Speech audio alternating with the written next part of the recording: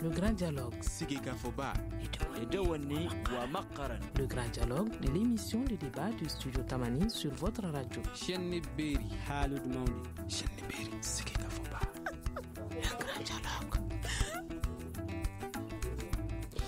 L'accès aux services de santé de qualité reste un défi à relever au Mali. La situation préoccupe une bonne partie de la population et les acteurs dans l'ordre des médecins du Mali. Et pour réfléchir sur ce sujet, nous avons 3 invités sur ce plateau, tous de l'ordre des médecins. Dr Al-Kadri Diarra, chargé de communication. Dr Mariam Tchebas Traoré Keïta, secrétaire général adjoint de l'ordre des médecins. Et Dr Seydou Tidiane Traoré, adjoint au chargé de communication de l'ordre des médecins. Je suis Mohamedou Touré. Mesdames et messieurs, bonsoir et bienvenue. Le grand dialogue. Honneur aux dames. Pour commencer ce grand dialogue, nous allons commencer avec vous, Dr Mariam Tcheba Traoré Keïta. Aujourd'hui, quel est votre constat de la situation sanitaire du pays? Ok. Bonsoir tout le monde. Je suis très heureuse que vous ayez commencé les débats par moi par rapport à la situation sanitaire actuelle du pays. Je dirais que si on essaie d'aller depuis 90 où il y a eu les réformes en santé au Mali, au jour d'aujourd'hui, il y a eu un grand pas en avant. Il y a eu un grand pas en avant, certes il y a beaucoup de défis à relever. Donc... D'accord. Monsieur le chargé de communication, Dr Al-Kadri, quelque chose à ajouter par rapport à la situation sanitaire du pays? Merci bien à Studio Tamani pour cette invitation adressée au nouveau bureau du Conseil national de l'ordre des médecins. Avant de répondre à votre question, je voulais d'abord préciser comment nous sommes arrivés ici. Nous avons été élus par l'ensemble des médecins du Mali lors d'une élection qui s'est passée le 7 avril. Donc cette élection a permis de mettre en place un bureau de 16 conseillers nationaux, dont le président Adama Bertier, qui devrait être là, a été empêché vers les derniers moments. Et nous sommes là aujourd'hui pour répondre à cette invitation qui est venue grâce à l'intermédiaire d'un conseiller national, le docteur Alou Makalou, qui aujourd'hui se trouve à Ségou. Nous nous faisons un clin d'œil. Et l'opportunité que Studio Tamani nous offre à travers plus de 70 radios synchronisées et 2 télévisions nous a semblé utile à ne pas rater. C'est une occasion très importante qu'il ne faut pas rater. Malgré que le nouveau bureau que nous sommes, nous n'avons pas encore pris service. Ce n'est pas parce qu'on est pressé de prendre service qu'on se hâte. Non, c'est une opportunité extraordinaire qui ne s'offre pas à chaque moment. La situation Donc, sanitaire est compliquée, il faut en parler. Nous vous remercions beaucoup pour cette invitation. Et pour dire par rapport à la question, la situation sanitaire du pays, je crois que c'est une évidence que la situation sanitaire du pays, certes, s'améliore, mais il y a véritablement beaucoup de difficultés. Les difficultés sont énormes et on ne peut pas finir d'en citer. Je crois qu'à travers la suite du débat, nous allons rentrer dedans pour pouvoir fixer certains aspects. D'accord. Docteur Seydou Tidiane Traoré, vous, est-ce que vous pouvez nous citer quelques-unes de ces difficultés? Ok, bonsoir à tout le monde. Comme il a dit, la santé au Mali, particulièrement dans le monde, c'est pas assez reluisant. En 2 difficultés, nous avons surtout des déserts médicaux, le manque de spécialistes, surtout dans certaines zones. Vous voyez, tout récemment, il y a à peine 2 ans, nous n'avons même pas un médecin des maladies de la peau dans toute la région de Mopti. Ça, c'est un grand défi à relever. Tout à fait. Il y a certaines spécialités, quand malheureusement vous avez ces gens de pathologies, de certaines maladies, il faut vraiment venir à Bamako. Et pour juste illustrer, comme vous l'avez dit, l'état de santé au Mali, imaginez une maman qui se trouve à Mopti. Donc l'enfant a des problèmes de peau. Il faut que la maman vienne à Bamako. C'est la maman qui vient à Bamako, c'est le papa qui va débourser. Le problème n'est pas fini. Quand vous venez à Bamako, il faut trouver un logeur. Et encore aller au centre de santé, prendre un rendez-vous. Donc c'est une perte de temps pour le papa qui donne l'argent, c'est une perte de temps pour la maman et l'enfant qui est là aussi par le trajet. Ça fait au moins 600 km avec les conditions que vous savez maintenant, c'est pas facile. C'est pas facile. Et ça veut dire que le coût de la santé au Mali est élevé? Le coût de la santé, oui. Voici pourquoi nous invitons les gens à aller vers le mutuel. Pour adoucir, pour amortir ces coûts-là. Sinon, le coût de la santé, il y a toujours un coût. L'État subventionne, les ONG font de leur mieux, mais si les populations, les habitants pouvaient se mettre ensemble à aller vers les mutualités, le tiers payant, le coût est déjà pris et ça va amoindrir. Partager l'ardoise à tous les échelons. C'est la formule sacrée qu'il faut appliquer pour amortir le coût de la santé. D'accord. Est-ce que vous pensez aussi que les mutuelles pourront changer quelque chose dans la situation? Oui, je suis véritablement en phase avec cela et c'est pourquoi il faut qu'on encourage les uns et les autres à aller vers ces mutuelles-là. Je crois qu'il y a un constat clair qui se dégage. C'est que depuis l'avènement de l'assurance maladie obligatoire, qui est l'AMO, qui est, on va dire, l'assurance générale qui prend en charge la plupart de nos compatriotes, ça a beaucoup changé. Aujourd'hui, le scanner, la prescription du scanner est devenue banale. C'est vraiment... Et c'est parce qu'aujourd'hui, les gens sont assurés à travers cette assurance-là. Donc, vraiment, ça nous a permis de faire des avancées significatives. Mais je crois qu'il y a encore des efforts à fournir. Il y a encore beaucoup de gens qui n'ont pas encore accès à cette assurance-là et d'autres aussi. Et je crois que nous avons ce défi-là de faire en sorte que les privés soient aussi assurés. Nous avons ce rôle au niveau de l'ordre de faire en sorte que les gens puissent avoir rapidement les licences d'exploitation dans leur clinique, de pouvoir être dans les assurances et que l'assurance ne soit pas considérée comme un privilège au niveau de certains établissements privés.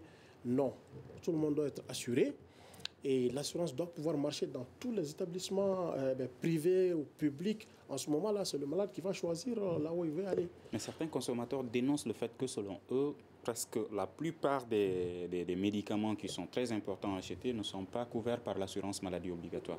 Bon, je crois que ma connaissance, il y a une très grande évolution face à ça. Maintenant, l'assurance maladie obligatoire prend l'essentiel de tous les médicaments, y compris dans les officines.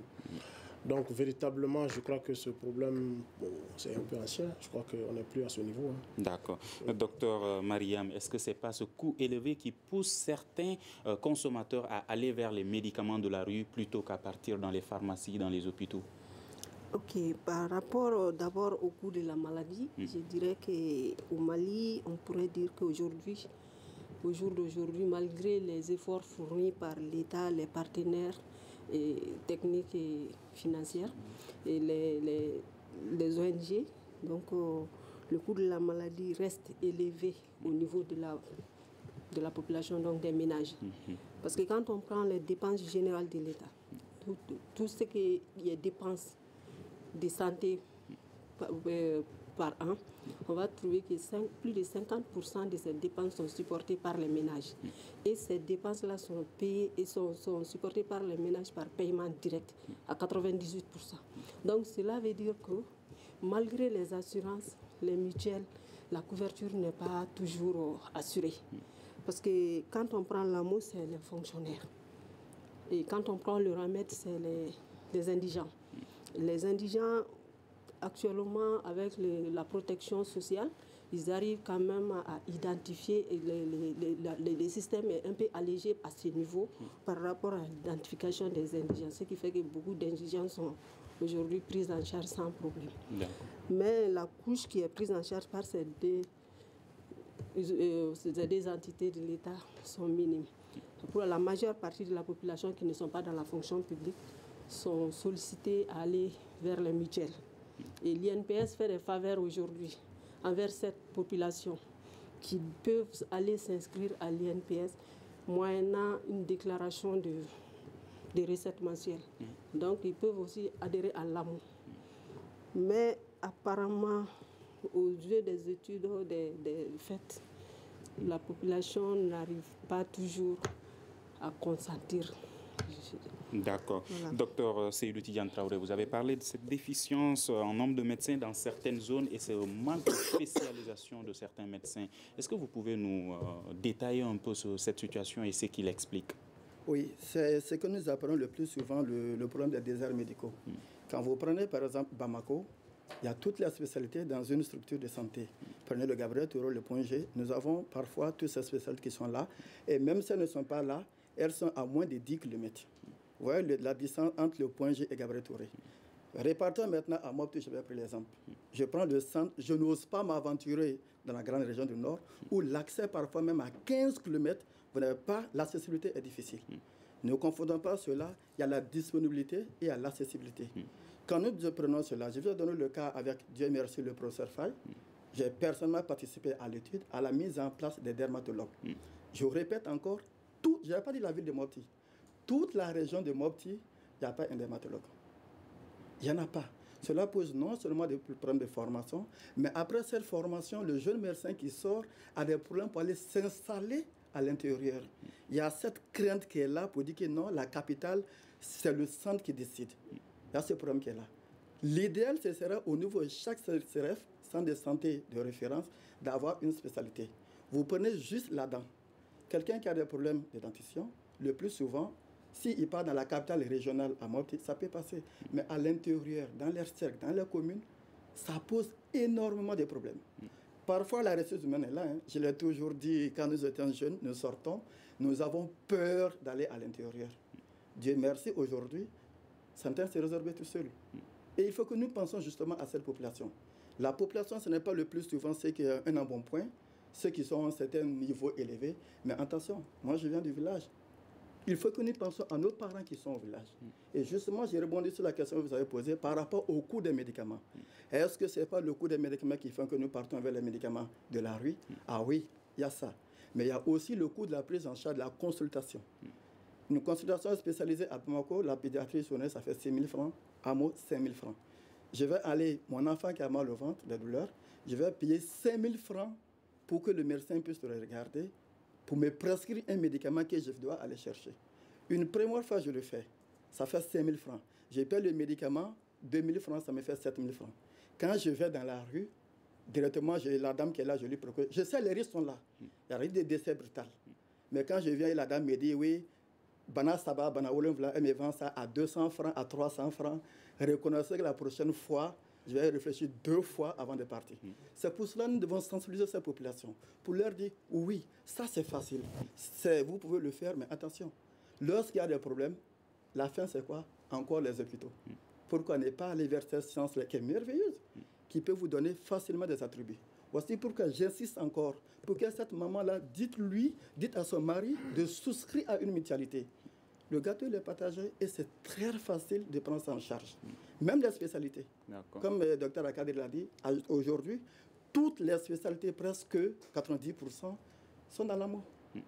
Pas seulement l'amour, il y a d'autres mutualités qui sont là. Mais comme tout le monde connaît maintenant l'amour en assurance, c'est pour ça qu'on s'apaisantit un peu sur l'amour. Il y a d'autres assurances qui sont là. Vous avez soulevé la question de la sensibilisation de la population pour qu'elle puisse partir à l'hôpital. Mais est-ce qu'il ne faudrait pas demander à l'État ou trouver des stratégies pour que le coût puisse être réduit? Comme vous le disiez tout de suite, 5 000, 6 000, c'est cher pour certains habitants des villages surtout, même pas à Bamako. C'est pour cela, au niveau des CESCOM, le coût de consultation, le plus souvent, c'est moins de 500 francs. L'État subventionne. Cette subvention, elle peut être minime, insuffisante, mais l'État a toujours joué sa partition à subventionner. 1. Vous prenez un CESCOM à l'intérieur, l'État subventionne. 2. Les ONG sont là, subventionne, le plus souvent, c'est la gratuité ciblée. Mais même là encore, c'est encore cher pour nos parents, qui parfois avaient 500 francs. Faites l'expérience, allez au village en profondeur, et lorsque vous voyez un papa, une maman, donnez-lui 500 francs. Vous allez voir la bénédiction qu'elle va faire pour vous. Ce n'est pas facile d'avoir ces sous-là. Mais si les femmes se mettent ensemble pour une coopérative, on finance la coopérative, le coût de santé va chuter. La mutualité, on y va, comme vous le voyez, chacun paie 1 000 francs. Les gens disent avant que c'était creusé un puits, ce n'est plus le puits maintenant, plus c'est parfois le puits va à sec. Mais quand vous mettez un forage, à n'importe quel moment vous avez l'eau. Aujourd'hui, je paie mes 1 000 francs par mois, je suis sain. Demain, si l'enfant tombe malade, la prise en charge est là. D'accord. Docteur Al-Kadri, comment l'État peut-il accepter que des médecins formés, recrutés, puissent refuser de partir dans les villages disant que tout est concentré à Bamako? Est-ce qu'il n'y a pas un contrôle qui manque? Je crois qu'il y a beaucoup de choses à dire à ce niveau. Mais pour faire la précision, c'est que quand l'État recrute, l'ordre n'a pas son avis donné par rapport au nombre, alors que normalement, l'article 4 de la loi aujourd'hui qui parle de la création de l'ordre et de son fonctionnement dit clairement que l'ordre a un avis consultatif mais obligatoire par rapport à chaque question qui concerne la bonne pratique de la profession médicale, que ce soit dans le secteur privé ou public. C'est l'article 4. Mais je crois que nous sommes insuffisamment consultés à ce niveau. Mais en ce qui concerne l'ordre, je crois que nous avons un moyen de faire en sorte que les zones reculées puissent être bien servies en termes de médecins, et c'est de faciliter la licence d'exploitation, qu'on facilite l'installation de ces médecins privés-là dans les structures reculées. Moi, je donne l'exemple, par exemple, d'un médecin qui se trouve jusqu'à la frontière Mali-Côte d'Ivoire, jusqu'à Kadiana, qui aujourd'hui fait la fierté de cette zone. Il fait du travail extraordinaire et vraiment, ça marche très bien. La population, c'est aussi cela. L'initiative privée, il faut qu'on l'encourage. Et pour cela, facilitons-leur l'accès à la réglementation, d'être en règle. Et en ce moment-là, ça permet aussi de faciliter l'accès à l'assurance maladie qui, une fois de plus, est une assurance qui est ouverte non seulement aux fonctionnaires, mais il y a aussi les privés qui peuvent être assurés par l'assurance maladie obligatoire. Mais certains disent qu'ils ne veulent pas le secteur privé parce que le secteur privé est trop cher pour eux. Quand on fait une comparaison souvent entre les hôpitaux publics et les cliniques privées, on voit que le coût est plus élevé dans les cliniques, même si certains pensent également que la bonne qualité se trouve dans ces Justement, c'est ça la question. Parce qu'on est en train de faire clair. On ne peut pas, le Malien lambda ne peut pas payer sa santé. Donc, il faut faire intervenir un tiers intervenant. C'est ça l'assurance. Donc, quand on va essayer de démocratiser l'assurance, faire venir l'assurance, y compris dans les structures privées. Donc, par exemple, si on prend l'exemple à la clinique, une des grandes cliniques de Bamako, que cette clinique soit dans l'assurance maladie obligatoire, par exemple. Mais si toi, tu devrais faire un choix, excusez-moi de vous tutoyer, vous devez faire un choix entre un hôpital comme le Pongé et cette structure privée, alors que votre assurance marche dans les deux établissements, à ce moment-là, vous aurez le choix libre d'aller là où vous voulez. Donc, c'est ce que nous, on veut. On ne veut pas que l'assurance soit limitée seulement aux établissements publics. Non. Que l'assurance marche partout. Qu'il y a des critères bien sûr bien déterminés qui font que cet établissement... Et maintenant, facilitons les choses. Au niveau de l'ordre, nous avons le rôle de faire en sorte que les gens aient leur licence d'exploitation le plus vite que possible. Si ça c'est fait, le reste de la procédure va suivre. Et nous encourageons aussi les collègues à s'associer. C'est-à-dire que faire des cliniques, des petites structures qui difficilement vont évoluer, nous encourageons les médecins à s'associer, à faire de grandes cliniques, de grandes polycliniques, pour que nous puissions aussi quitter cette situation de vraiment, excusez-moi du terme, on n'avance pas beaucoup. On n'avance pas beaucoup avec ces petites cliniques qui prolifèrent chaque fois, des cabinets qui s'ouvrent par-ci, par-là. Donc, allons-y ensemble, formons des pools et développons-nous. Je crois que l'ordre qui est là aujourd'hui va tout mettre en œuvre pour pouvoir accompagner. Ne comptons pas seulement sur l'État. D'accord. L'État va déployer ces gens, ils vont recruter des gens, ils ne vont pas nous demander, ils vont muter des gens, ils ne vont pas partir. Bon, l'ordre n'a qu'un avis consultatif sur la question. Mais on ne peut pas s'impliquer à certains niveaux. D'accord. Voilà. Aujourd'hui, certains dénoncent également une question qu'ils appellent la malformation des médecins. Est-ce que vous avez fait ce constat lors des médecins? Bon, je crois que quand on dit malformation des médecins, c'est un terme, à mon avis, qui me gêne personnellement. Parce que moi, je pense qu'il n'y a pas de médecin mal formé. Parce que la formation, c'est basé sur un certain nombre de programmes clairs, établis. Maintenant, l'être humain est ce qu'il est. Et dans la pratique, il peut y avoir des difficultés, des gens qui ont de la peine à payer leurs frais de condiment à la maison. Ils se trouvent dans des situations où il peut avoir un peu d'argent. Donc ça, c'est des pratiques, on va dire, assez malsaines qui peuvent se passer. Mais ça ne veut pas dire que le gars, il est mal formé. Je pense que ce terme mal formé me gêne honnêtement. Je crois qu'il y a effectivement, il y a des médecins qui ne travaillent pas la profession comme ça se doit. Ça, c'est une réalité. Et je crois qu'il y a des réglementations claires qui condamnent ces choses-là, notamment l'ordre a des dispositions qui permettent de cadrer ces choses-là et nous allons les appliquer.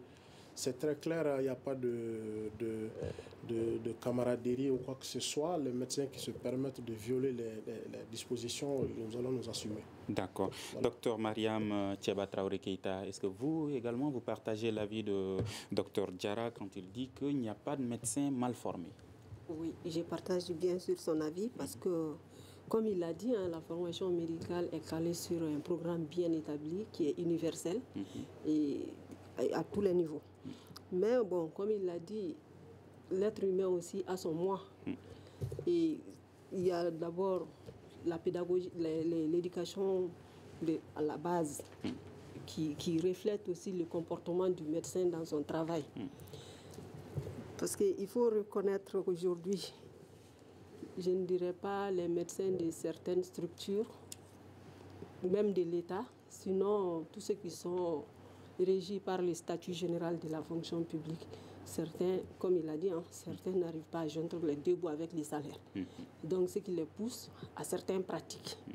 Et ces pratiques-là peuvent être des pratiques qui sont vraiment pas dignes d'un médecin.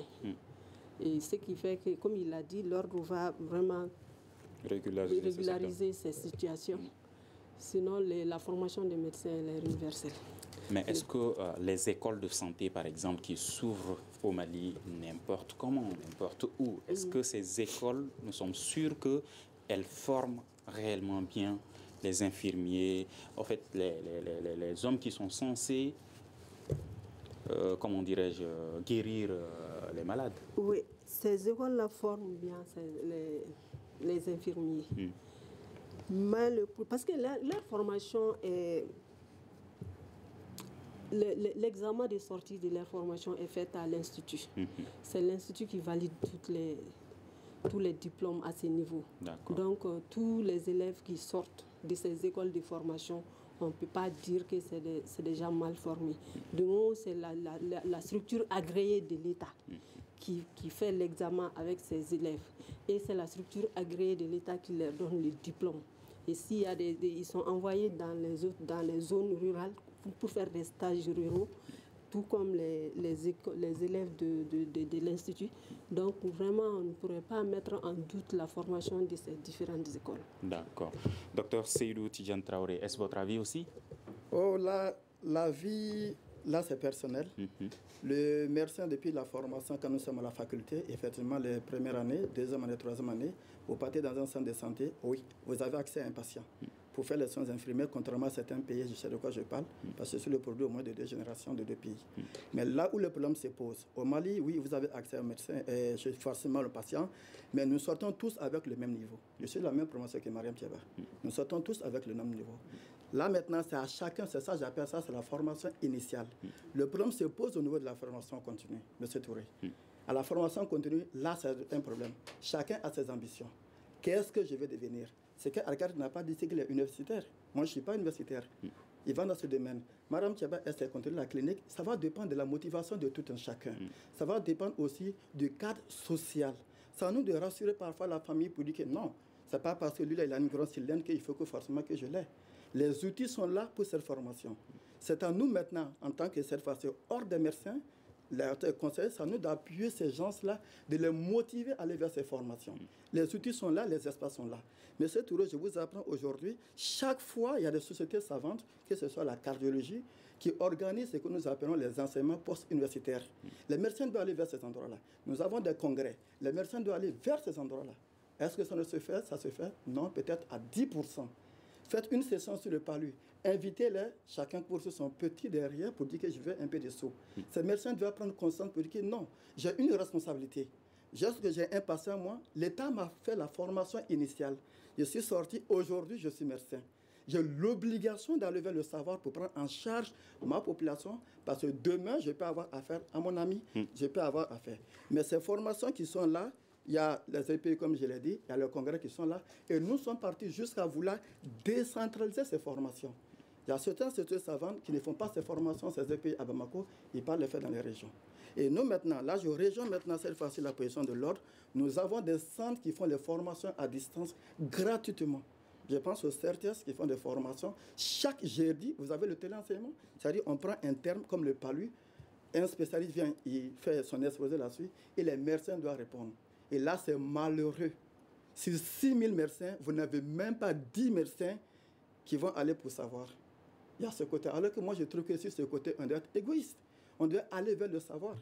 C'est attribué ou à tort par le prophète qui dit qu'aller chercher le savoir jusqu'en Chine. Malheureusement, quand nous sortons, et c'est justement cette crainte qui fait qu'on ne va pas en région. Parce que, attention, quand vous partez, on peut vous oublier aussi. Vous désapprenez parfois. Quand vous partez, il est urologue. Dites-le d'aller dans un CESCOM ou d'aller en périphérie au CCRF. Ce n'est pas qu'il ne peut pas aller. Il va aller, mais le plateau technique, ces outils que l'État doit mettre à sa disposition ne sont pas là. Il va aller pour faire quoi? C'est ça la question grave. Sinon, les outils sont là. Mais il faut que nous sensibilisons ces médecins. Il faut que nous leur disions, cette fois-ci, vous avez une année. Chaque 3 mois, vous avez l'obligation maintenant de suivre une formation. Et vous serez évalué en fonction de ça. Et les outils sont là, les occasions ne manquent pas. Il faut que nous partons vers ça. Il faut que les médecins arrivent. Il faut que nous faisons la concurrence positive dans ce domaine. Lui, il est urologue. Si quelqu'un est chirurgien, il faut que chaque année, il a prêté serment. Respectueux et reconnaissant envers mes maîtres, je donnerai à les enfants l'instruction que j'ai reçue de leur père.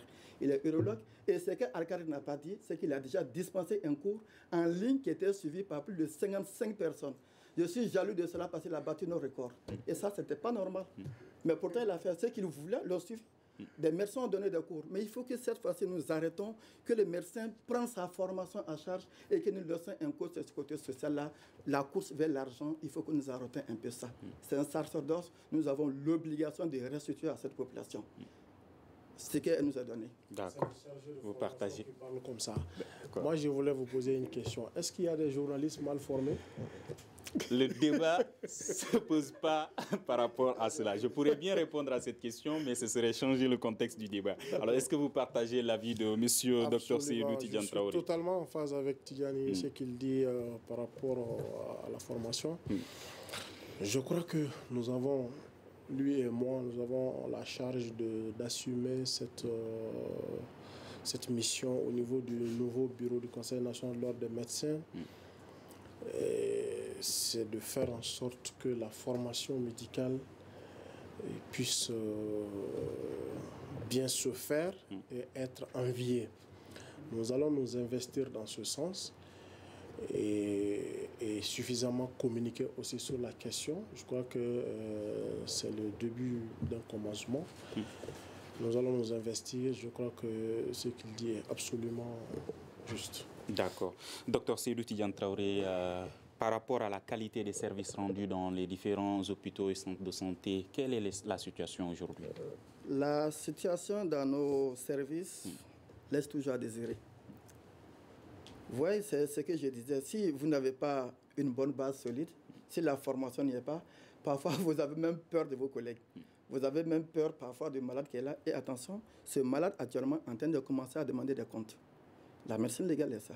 Ce n'est plus comme ce qui s'est passé avant. Et c'est là le rôle de l'autre. Je suis médecin, ok. Mon service n'est pas ce qui est désiré. C'est l'autre qui devait intervenir dans ce cadre-là. C'est l'autre qui a l'obligation d'avoir un œil sur moi pour dire, ok, si nous sommes tous médecins, nous avons tous fait la même chose quand nous sommes sortis. Lorsque un patient vient pour le palu, je ne dis pas de prescrire les mêmes molécules. Nous devons aboutir au même diagnostic avec le même matériel à utiliser pour que ce patient retrouve sa santé. Mais quand vous venez maintenant, cette formation, cette prise en charge de la qualité qui est là, dépend des outils mis à la disposition du médecin. C'est pour cela, dans nos jargons, nous disons que le médecin a obligation de moyens, mais pas de résultats. Il faut qu'il utilise tous les moyens à sa disposition, tout ce qu'il peut pour que ce patient-là puisse recouvrer sa santé. S'il a fait tout cela, même si la mort arrive, il y a l'esprit. Nous, ça nous fait mal quand les patients meurent. Ne croyez pas que nous sommes contents. Non, non, non. On ne le manifeste pas, mais parfois on est abattu. Parfois, le matin, quand vous venez, quand vous apprenez qu'un patient est décédé, c'est toute la journée qui est perdue. Hein. Dans cette prise en charge, repose encore ce problème-là où certains, Dieu merci, ont des moyens. Mais c'est à la sueur de leur front. Il faut que nous payions des livres. Si nous ne pouvons pas, il y a des espaces qui sont là. Internet est là pour nous aider. L'ordre doit veiller à cela. Et comme il a dit, en tant que chargé de formation, c'est à nous de mettre ces outils-là à la disposition de nos collègues. Et nous l'avons déjà commencé. C'est ce que j'ai dit. Nous l'avons déjà commencé. Dans cette prise en charge, nous allons la suivre encore pour que, enfin, à la fin du mandat, que la population, que M. Mohamed Touré puisse dire « Ouf, ces gens-là, maintenant, je reconnais le médecin. Ouais. » Ça, nous voulons aboutir. Docteur Mariam Thieba Traoré Keïta, certains dénoncent également l'accueil dans les centres de santé qui pose problème selon eux. Bon, moi, je pense que ces deux questions-là sont un paquet. Parce que quand vous parlez de qualité des services dans les services de santé, que la qualité pose un problème, la qualité commence depuis l'accueil. Depuis l'accueil du patient, jusqu'à la prise en charge. Jusqu'au moment où on termine avec le patient, qu'on le libère. Tout ça, ça rentre dans la qualité de prise en charge du patient. Qu'est-ce qui pousse certains de ces médecins ou infirmiers à ne pas accueillir bien un patient qui se sent déjà malade, qui peut être choqué, pas parce qu'il est mal éduqué ou qu'il a un problème, mais juste parce qu'il se sent mal. Oui. Et à cause de cela, il devrait être pris en charge, mais ce n'est pas fait dans les hôpitaux, dans certains hôpitaux. On peut dire que les patients ne sont pas pris en charge dans certains hôpitaux. Ils sont mal pris en charge, l'accueil. Ok, comme je vous l'ai dit depuis le départ, cela dépend de tout un chacun. Moi, je n'ai pas le même comportement devant un patient qui est encadré, et tout comme Seydou. Nous avons tous la même formation initiale. Mais ailleurs, on a aussi le côté social. Les gens n'ont pas le même social. On n'a pas la même éducation. On n'a pas la même famille. Donc, ça dépend de ce que l'intéressé met, son comportement, son habitude. Tout ça, ça reflète sur la qualité de la prise en charge. C'est pourquoi il est important, même depuis la première année de médecine, on commence les stages dans les hôpitaux. Et depuis cette phase-là, on doit commencer à encadrer les étudiants. On doit commencer à les encadrer sur le comportement, comment se tenir devant un malade, comment se comporter devant un patient. Bon, si cela manque, vraiment le patient, parce que quelqu'un qui a mal, il peut venir en toi souvent très aigri, donc il veut tout de suite que tu arrêtes tout et que tu t'occupes de lui. Donc si cela manque, il devient souvent agressif. Donc maintenant, toi, médical, c'est à toi maintenant de savoir que ça, c'est un comportement vraiment qu'il faut apaiser et puis essayer de soulager le mal de la personne. D'accord. Docteur Lalkadri, est-ce que cet encadrement par rapport à l'accueil, à la prise en charge des médecins, des patients plutôt, n'est pas un peu oublié au niveau de la formation dans les écoles? Bon, je crois que ça, c'est un problème multidimensionnel. Ce qui concerne l'ordre, à mon avis, c'est ce que j'avais dit précédemment, il faut qu'on essaye de faire en sorte que les médecins puissent s'associer pour faire de grandes structures. La plupart des grandes structures aujourd'hui, à Bamako, qui sont assez de bonne cotation, on va dire comme ça en termes d'établissements sanitaires, sont dotés de services d'accueil et d'orientation. L'accueil, c'est de l'art. C'est vraiment très important comment accueillir quelqu'un. L'accueil d'un patient, c'est le premier aspect qui peut déjà sceller le contrat médecin-patient ou détériorer ce contrat-là. Donc, cet accueil se passe avec des structures. C'est un service carrément d'accueil et d'orientation qui s'occupe de ce patient et de le mettre dans un cadre avec une bonne climatisation. Il fait chaud maintenant. Une bonne climatisation, une fontaine d'eau, un petit café à côté, une télévision, des journaux. Ça permet de créer un cadre idéal pour le patient. Le patient aussi doit savoir qu'il est patient par définition. Donc avoir de la patience. Et très souvent, ça manque à nos compatriotes, il faut le dire comme ça. Il faut des fois comprendre également qu'ils sont mal, c'est pas comme un être. Mais justement, c'est ça le problème. Ils ont mal comme tant d'autres. Vous voyez. En hôpital, moi, je peux me taper en consultation. Par exemple, hier, moi, j'étais avec 40 patients. Vous voyez, l'autre vient, il va dire que lui, j'ai plus mal que l'autre. La douleur, c'est quelque chose qui n'est pas... On ne peut pas savoir. C'est une pression. Les gens n'ont pas les mêmes façons de gérer la pression. Voilà. Donc l'autre, peut-être qu'il y a un gars qui est à côté qui souffre plus que tout le monde, mais il sait se comporter, il sait respecter l'ordre d'arrivée. Il y a aussi cet aspect. Donc, moi, je veux dire tout simplement que les gens soient patients par définition. C'est celui qui a de la patience.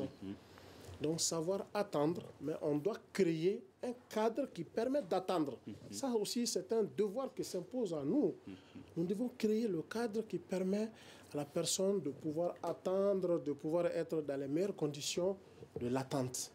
Et ça passe par plusieurs moyens, malheureusement, qui ne dépendent pas seulement que du médecin dans la plupart des cas, parce que surtout dans les structures publiques, vraiment, c'est assez regrettable. Donc, c'est pourquoi nous encourageons véritablement les initiatives privées. À l'ordre, je crois que cette mission essentielle que nous pouvons régler à cette question d'accueil, c'est de faire en sorte que les gens puissent avoir les papiers très rapidement et que les gens s'associent pour faire des grandes structures. On va revenir là-dessus tout de suite au niveau des solutions. Docteur Seydou Tidiane Traoré, vous aujourd'hui, alors la question qui se pose, c'est à quoi servent, quand on rentre dans un centre de santé ou dans des hôpitaux, on voit quelque part où c'est écrit accueil et orientation. Oui. Accueil et orientation, ou même quand on voit des patients qui sont assis dans des chaises n'importe comment, où l'endroit est sale, qui doivent venir dire aux patients « calmez-vous, le médecin va venir tout de suite ». Mais tout cela manque. Alors, à quoi servent ces services d'accueil et d'orientation dans certains centres de santé? Ok. Avant de dire cela, vous savez, il y a une citation que je préfère beaucoup, parce que ça va exposer la colère et la douleur du patient. Et j'ai l'habitude de dire à mes collègues, ce n'est pas parce qu'il n'écrit pas qu'il n'a pas mal. La douleur peut tuer un patient. Chaque fois que je m'amuse à faire cette citation. Ce n'est pas parce que quelqu'un est calme. Nous avons un rôle de sensibilisateur aussi. Nous devons aller vers ces gens-là qui viennent avec leur douleur. S'ils ont quitté chez eux, c'est parce qu'ils ont mal. Et parfois, c'est ce qu'ils vous disent. C'est « je viens à l'hôpital parce que j'en ai besoin, sinon tu n'allais pas me voir ici ». Nous devons encore sensibiliser nos partenaires. Ce problème d'accueil, il y a 7 à 8 ans, à Bamako, nous avons fait un congrès rien que sur l'accueil, pour permettre à ceux qui sont concernés de faire le bon accueil. Quand un patient arrive, un malade arrive, c'est parce qu'il a mal. Il ne vient pas parce qu'il est content. Il a un problème. Et c'est à vous, par la parole, par l'accueil, à soulager déjà son mal. Donc quand vous venez, il y a certains termes même qu'à l'hôpital, moi j'ai demandé aux patients, à ceux qui font l'accueil, d'utiliser. Quand c'est une maman, quand c'est une jeune fille, dire seulement le terme « Neba ».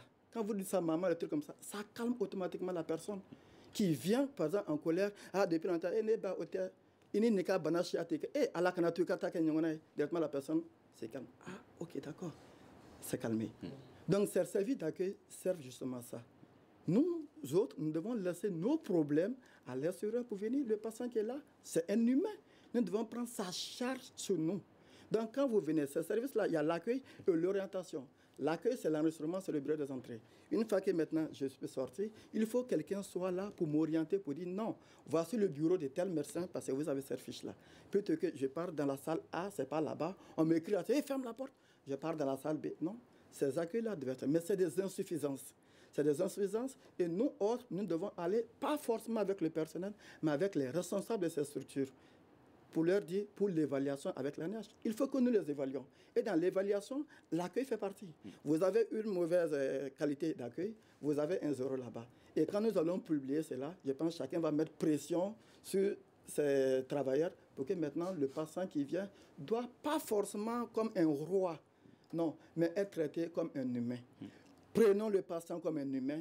Et là, le respect va venir pour tout le monde. D'accord. Docteur Mariam, est-ce que ce ne sont pas les femmes, les enfants et les personnes handicapées qui souffrent plus de cette situation? Je dirais non. Parce que actuellement, au Mali, les femmes, les enfants, on parle de gratuité ciblée. Ces gratuités ciblées-là visent cette couche-là. La femme enceinte, pratiquement depuis le début de la grossesse jusqu'à l'accouchement, jusqu'à 5 ans après l'accouchement. Il y a des actions qui sont menées à l'endroit des femmes et des enfants. Pour la femme, quand la femme enceinte, le paludisme est pris en charge gratuitement et la prévention pour le palu est faite gratuitement. Les vaccinations sont faites gratuitement pour couvrir et la femme et l'enfant contre une maladie qu'on appelle les tétanos. D'accord. C'est gratuit à Bamako, mais est-ce que c'est gratuit au village aussi? Sur toute l'étendue du territoire malien. Donc, et puis, pour les enfants, il y a ça commence par la vaccination. Depuis la naissance, les 6 premières semaines, et 1 mois, jusqu'à 3 fois, et puis 9 mois, et 1 an. Donc, toutes ces vaccinations sont gratuites. Souvent, même si le service est à 5 km de ce qui est la norme, la femme n'arrive pas à amener l'enfant à la vaccination. Et les centres de santé délèguent des personnes pour aller chercher l'enfant, pour que l'enfant vienne faire sa vaccination. Donc, sur ce point, on ne peut pas dire qu'ils sont marginalisés par rapport à la prise en charge des besoins. Et tous ces services sont gratuits, y compris, actuellement, je ne sais pas si vous avez fait une remarque, le paludisme ne fait pas de ravages comme dans le temps. Parce que chaque période où le palu fait son endémie, il y a des dispositions qui sont prises en charge, qui sont prises en compte à l'endroit de ces enfants. Et donc là, ils ne sont pas marginalisés. Par rapport aux handicapés, le service social est là. Ils mènent des actions à l'endroit de ces handicapés-là. Et ceux qui ne sont pas malades, même s'ils sont malades, il y a le service social, s'ils n'ont pas les moyens de se prendre en charge, le service social est là pour les aider à se soigner et souvent mener des actions pour créer des AGR pour ces handicapés. Donc on ne peut pas dire que le besoin de cette couche-là est mal pris en charge. Peut-être pas suffisamment, parce que l'État ne peut mettre que ce qu'il peut. Les partenaires viennent en aide. D'accord. Docteur Al-Kadri Diarra, certains dénoncent aussi la non-disponibilité de certains médecins qui bougent entre les hôpitaux. Ils doivent travailler dans cet hôpital et rapidement ils vont vers cette clinique. On a un marché là-bas, bon je vais là-bas. Est-ce que c'est une situation qu'il ne faudrait pas revoir? Oui, bon, je crois que c'est une réalité, un constat clair qui se dégage que les gens ne cessent de dénoncer. Je crois que c'est un aspect qui est assez réglementé par la loi hospitalière. Voilà, la loi hospitalière autorise effectivement les médecins, les praticiens dans des établissements publics à faire l'exercice privé de la médecine. Est-ce que certains n'abusent pas trop de cette situation? Bon, comme je l'ai dit, il faut voir certains aspects. C'est des questions de personnes, à mon avis, quoi. C'est la lecture que chacun fait de la chose. Mais je crois faire de ça un événement, ça va poser des problèmes lorsque le devoir qui s'impose à ce médecin dans le service public, lorsqu'il y a une défaillance à ce niveau. D'accord. Alors, une minute pour chaque invité pour parler de ce que l'ordre des médecins fait pour pouvoir pallier à cette situation. Très bien. Alors, moi, je voulais vraiment vous remercier de l'initiative de cette invitation. Nous n'allons pas être à la dernière. Je crois que nous allons encore revenir. Oui. Nous qui sommes chargés des questions de communication au niveau de l'ordre, nous allons beaucoup médiatiser. Nous allons beaucoup parler de l'ordre, des activités de l'ordre. Mais nous ne pouvons pas venir ici et partir sans faire ressortir certains aspects. C'est un nouveau bureau qui vient d'être mis en place par un événement extraordinaire, un événement inédit dans l'histoire de la médecine malienne, cette élection du 7 avril qui a vu une mobilisation extraordinaire de l'ensemble des médecins du Mali. D'accord, 20 secondes. Je vais terminer en disant, nous remercions les 57 délégués que nous ont soutenus sur toute l'étendue du territoire national. Le bureau qui a été mis en place, c'est un bureau constitué d'hommes, de femmes, de jeunes, de garçons, d'universitaires, de privés, de parapublic. Et but pour lesquels? L'objectif est de D'accord. faire À vous, docteur Mariam, pour compléter ce qu'il voulait dire. Allez-y, docteur Mariam, en 30 secondes. Ok, 30 secondes. Ok, je remercie beaucoup l'initiative de nous faire venir pour parler un peu de la santé. Est-ce que vous pensez que la situation va changer dans les prochains jours? Positivement? Oui, je sais que la situation va changer. Parce que la situation a commencé déjà à changer. D'accord, merci. À vous, docteur Seydou Tidiane Traoré. 30 secondes Juste aussi. rassurer les collègues pour dire que lors de ce que nous venons, nous avons un programme. Ils pourront nous juger par ce programme qui est là, qui est disponible partout, c'est un long, et les attentes seront comblées. Merci, et c'est ce qui met fin à ce débat en partenariat avec le programme d'engagement civique. Le thème du débat était: quel est le point de vue de l'Ordre des médecins par rapport à certains défis liés à la santé au Mali? Et nos invités, Dr Mariam Thieba Traoré Keïta, secrétaire générale adjointe de l'Ordre des médecins, Dr Al-Kadri Diara, chargé de communication de l'Ordre des médecins, et Dr Seydou Tidiane Traoré, adjoint au chargé de communication de l'Ordre des médecins. Débat réalisé par la rédaction de Studio Tamani, mise en onde assurée par Mamadou Ouattara, la régie vidéo Salim Diouara. Je suis Mohamedou Touré. À demain pour un prochain numéro du Grand Dialogue de Studio Tamani. Le Grand Dialogue. Le Grand Dialogue de l'émission de débat du Studio Tamani sur votre radio.